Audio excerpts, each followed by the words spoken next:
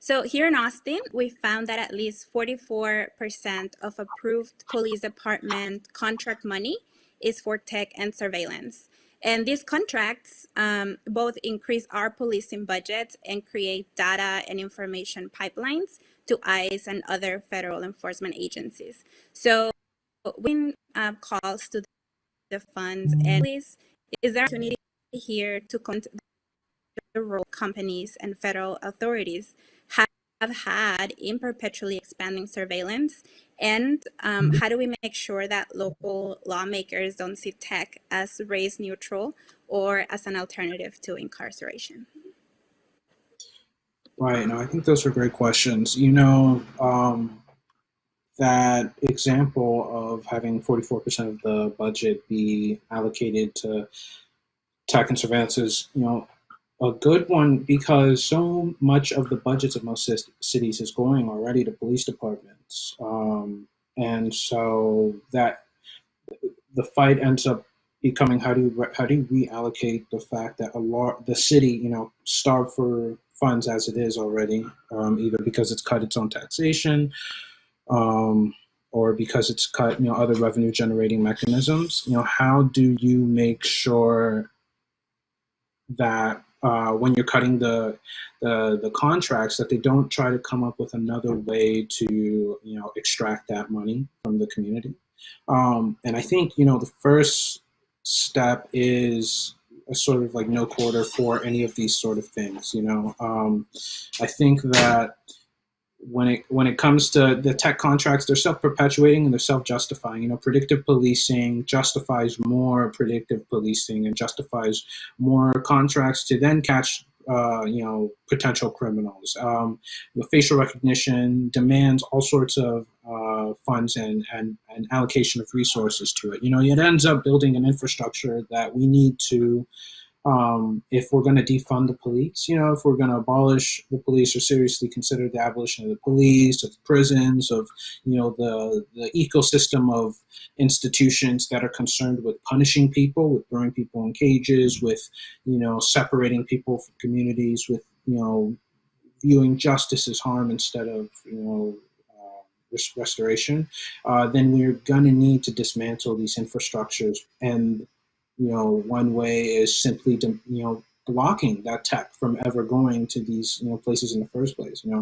Over 1,600 employees at Google just, made a petition to say that we do not want you to sell our products to police departments. They cited as an example, Clarkstown Police Department, which is being sued right now for surveilling Black Lives Matter activists. They also cited the fact that its venture capital arm is funding, military and police surveillance operations that are being used to, track down migrants, to track down or preempt, and predict crime. And I think that stopping the contracts is one step, but also there needs to be a sort of return to this, to Ludism. Like the Luddites are considered or slandered as like people who just kind of mindlessly broke machines, but the intention there was they were destroying devices, right, that are specifically threatening their lives and their livelihood, and it's not clear to me why we should allow devices to exist if they're so clearly anti-human and if they're so clearly immoral. Why should technology exist if its stated purpose is to throw people in cages, to track them down and treat them like animals, to throw them out of the country, to terrorize their communities, to surveil them consistently? There's no reason that should exist if we are, concerned, as these institutions say they are, with, public safety and law and order, or whatever. As Snowden laid out, surveillance is about power. It's about social control. It's about maintaining a certain, dynamic and degree of domination over a population. And these sorts of things have to go. Some people I think would advocate instead the Ludism needs to be with advocacy and legal domains and legislative approaches. But I think that if that doesn't work, then that doesn't work. And there are all sorts of militant approaches that can be taken that have been successful across the country. Stop LAPD spying does simply very theatrical interventions, but also very concentrated militant interventions into surveillance, into unveiling police budgets, into FOIA requests, into radicalizing people and bringing people into a broader and broader coalition to oppose it. The work with Mijente, with bringing light onto Palantir's, surveillance networks and the analysis that it does and the ways in which it's used to terrorize and prey on the people. That sort of work has, as much as sanitized, radicalized people, realizing that this sort of stuff is happening every single day and being supported by some of the largest companies in the world, and companies that know that what's going on is indefensible. So I think that, there's going to have to be, a bunch of approaches, because we cannot defund the police if we are going to have this surveillance infrastructure, around us, and this punitive infrastructure. But that also is a consequence of the environment that we're in right now, where there's a desert when it comes to public funding, right? And when everything has been privatized or digitized, which is just privatization by a digital company, the holes that are plugged are by these companies instead of by public budgets or by public goods and services. It's not. The reason why, for example, Uber is so widely successful in terms of filling in the gaps left behind by public transportation are the same reasons why these tech companies are still able to come in and make contracts with city governments to, in theory, offload some of the burden of policing, but in reality just allocate more resources to themselves and direct more violence into the streets, into the general public.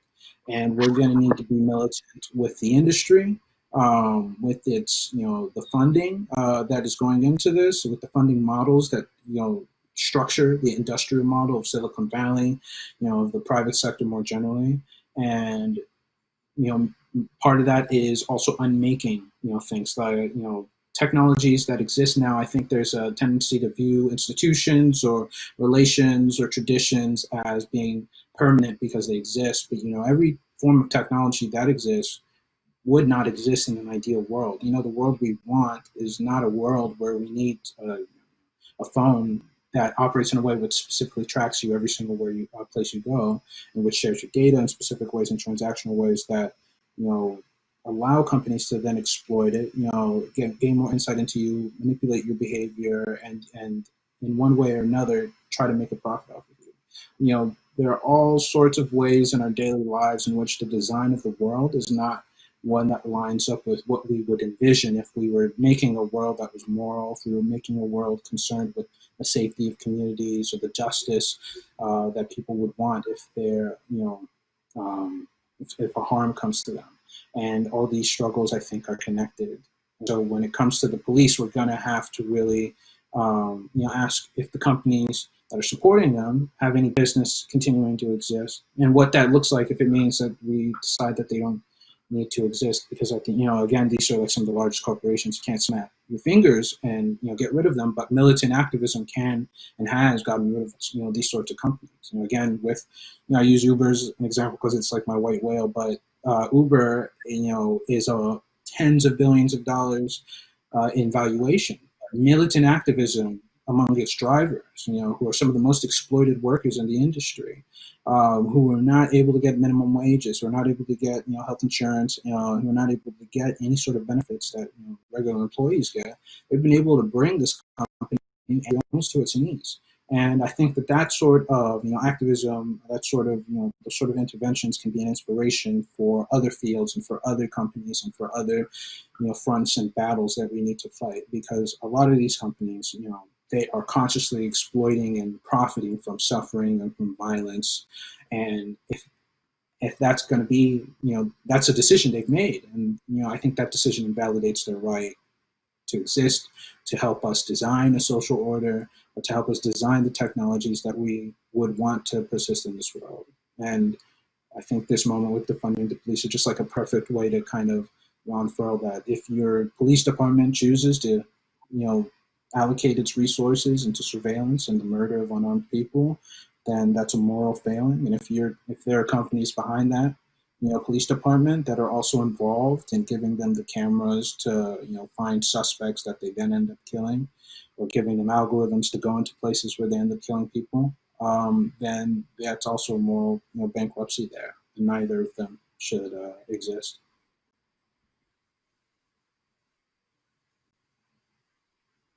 Well, thank you both so much for that question and that answer. I think a lot of organizers in this moment have had to deal with that difficult moment of both having to, use the energy to continue to have more people talk about defunding the police, use it as a way of dismantling the last 400 and 500 years of, horrible things that they've been doing to communities, but also have to know how these both police departments, but also now their new allies in tech are going to use this moment to remarket their same ways of operating, use it as ways of positioning things as either race neutral options or ways of improving policing.